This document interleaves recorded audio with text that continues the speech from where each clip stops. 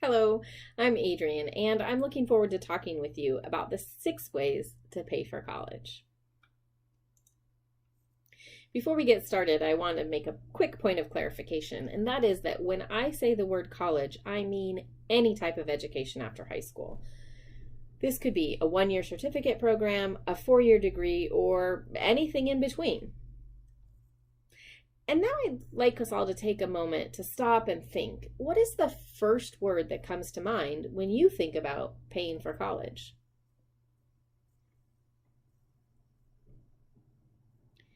Were they words like expensive or FAFSA or financial aid?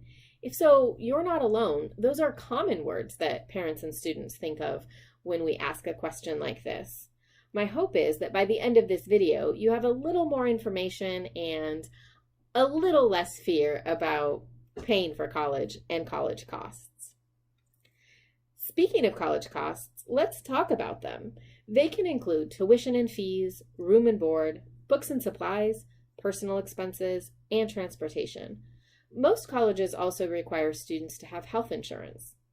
Here are 2 important things that you should know.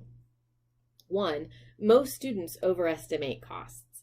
That means that college, although it can be expensive, is more affordable than you might think. And 2, most students don't pay full price.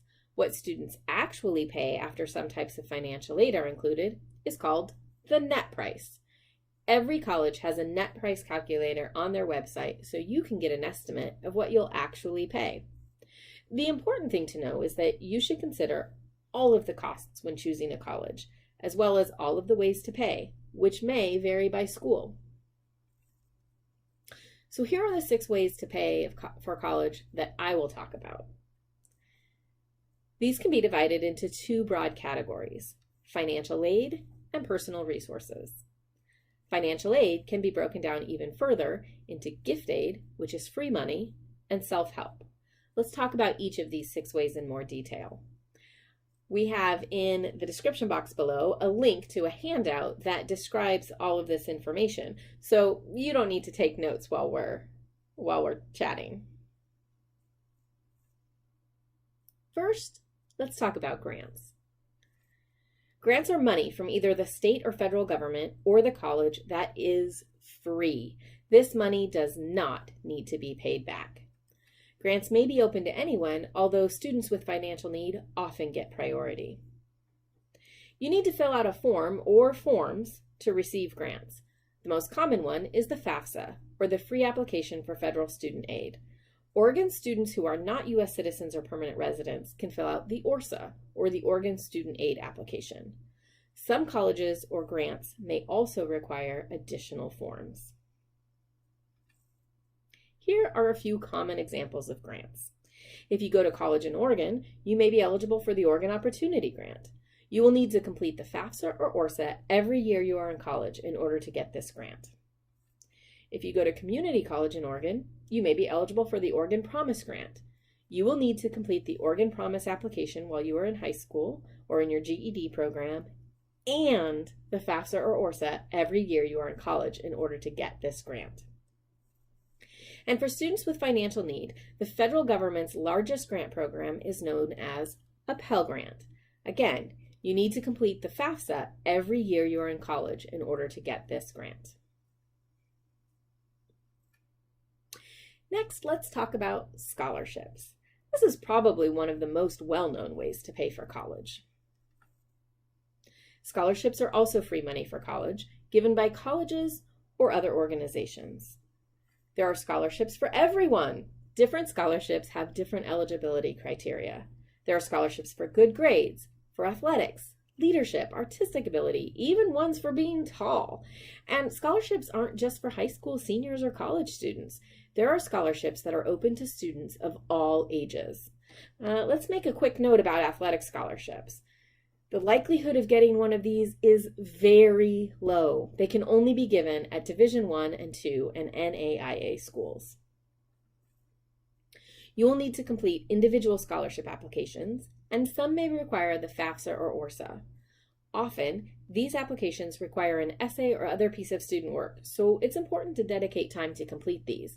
As one student once noted, filling out scholarship applications can be the best part-time job you'll ever have. In Oregon, OSAC awards $18 million in scholarships. It opens every year on November 1st, and applications are due March 1st. You can find scholarships through online search engines, social media, or talking with your school counselor or college and career coordinator. And on to the third way to pay, work study. As its name implies, work study is a part-time job, often on campus, where the earnings can be used to help pay for college. Students who are U.S. citizens or permanent residents with financial need are eligible, but you must complete the FAFSA. Also, the money isn't guaranteed. You have to find a job that accepts work study students when you get to campus. And the final type of financial aid and the fourth way to pay is loans. Loans are money that must be paid back. Students and/or parents can take out loans. In order to get loans from the federal government, you must complete the FAFSA. There are a lot of stories in the media about student loans. They don't have to be a bad or scary thing, but it is important to borrow responsibly. So here are a few ways to borrow responsibly. First, loans made by the federal government are usually better than private loans from a bank. Subsidized loans are also better than unsubsidized loans. Subsidized means that the federal government pays the interest on your loans while you're in school. And finally, student loans have better terms than parent loans, so parent loans should be a last resort. It's important to look ahead and consider the full costs of loans you might take for all of the years you will be in college and calculate the monthly repayment cost. There are lots of calculators online that will help you to do this so you can determine what you are comfortable borrowing. And now we'll move on to talking about the ways to pay that involve personal resources. The first are college savings accounts. It's never too early or late to start saving money for college.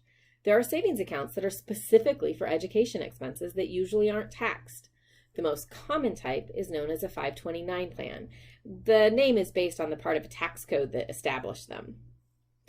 Anyone is eligible to set up a college savings account. You can set one up online, but you can also learn more and compare online. One thing to note is that almost every state has at least one college savings plan, but you can join any state's plan. For example, I could set up a college savings account with Washington's college savings plan or Florida's college savings plan, and the money in these accounts can be used at almost any college in the U.S. Oregon has one 529 plan, the Oregon College Savings Plan.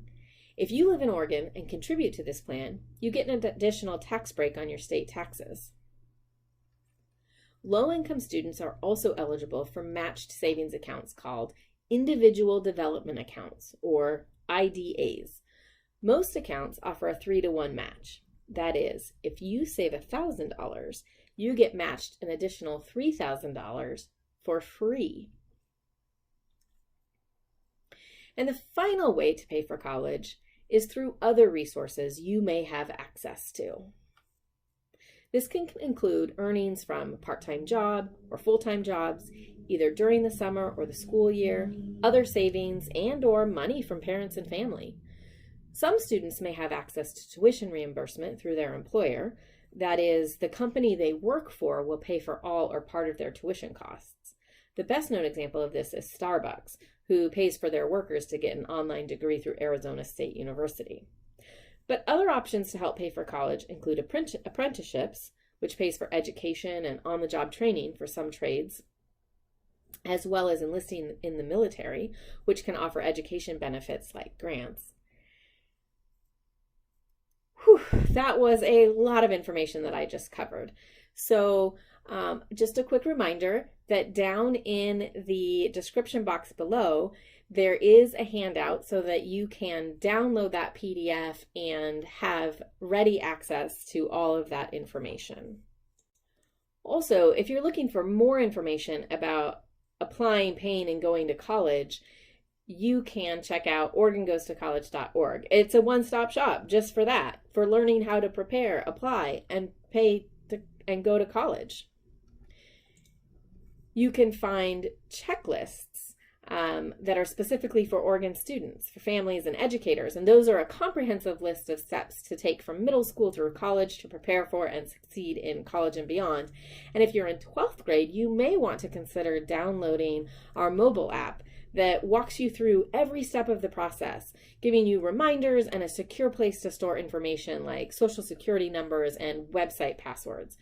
It's available for both Apple and Android devices. You just need to search It's a Plan in the App Store or Google Play.